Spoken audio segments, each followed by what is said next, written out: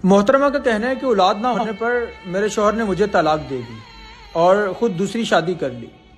तो फिर मैं भी उसके बाद यूरोप छोड़कर अपने माँ बाप के घर वापस आ गई। काफ़ी दिन गुजर के एक दिन मैं अपने भाई से मिलने मेंटल हॉस्पिटल पागल खाने गई तो मैंने वहाँ पे उसे देखा जिसे मैं दिलो जान से मोहब्बत करती थी और उसे जंजीरों से जकड़ा हुआ था। उसे इस हालत में देखकर मेरे पैरों तले से ज़मीन निकल गई। डॉक्टर्स ने बताया कि इसे जंजीरों से इसलिए जकड़ा हुआ है क्योंकि ये बार बार खुदकुशी करने की कोशिश कर चुका है और उन्होंने बताया कि ये पिछले 5 साल से यहीं पे है। ये किसी लड़की से मोहब्बत करता था, वो लड़की इसे छोड़कर चली गई तो ये पागल हो गया। ये सुनकर मेरी रूह तक कांप उठी क्योंकि उसकी इस वजह की जिम्मेदार मैं थी। मेरी शादी से 5 साल पहले हम इकट्ठे यूनिवर्सिटी में पढ़ते थे। पहले हम बहुत अच्छे दोस्त थे। कुछ टाइम के बाद वो दोस्ती मोहब्बत में बदल गई। जब पढ़ाई खत्म करके मैं घर वापस आई तो मेरे घर वालों ने पूछे बगैर मेरी शादी कहीं और तय कर दी। मैंने बाबा से बात की लेकिन बाबा नहीं माने।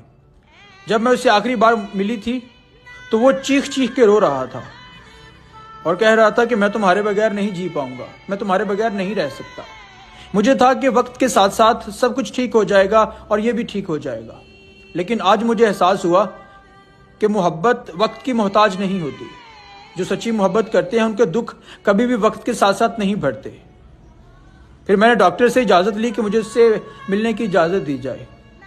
डॉक्टर ने इजाज़त दे दी तो मैं जैसे उससे मिली तो उसने मुझे देखा अनदेखा कर दिया। मिलने के बाद मैंने उससे बहुत सी बातें की और कुछ याद दिलवाने की कोशिश की, बातें याद दिलवाने की कोशिश की, लेकिन उसे कुछ भी याद नहीं था, कुछ भी याद नहीं आ रहा था। इतने में मेरी मुलाकात का वक्त ख़त्म हो गया। मैं वापस आ गई, रोज़ उससे फिर मिलने लगी।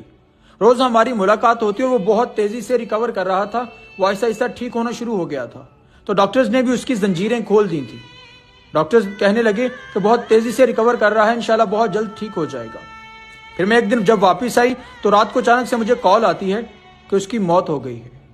उसका ये सुनकर मेरे पैरों तले से ज़मीन खिसक गई थी कि जिसे मैं हंसता खेलता छोड़कर आई थी, अचानक उसकी मौत कैसे हो गई।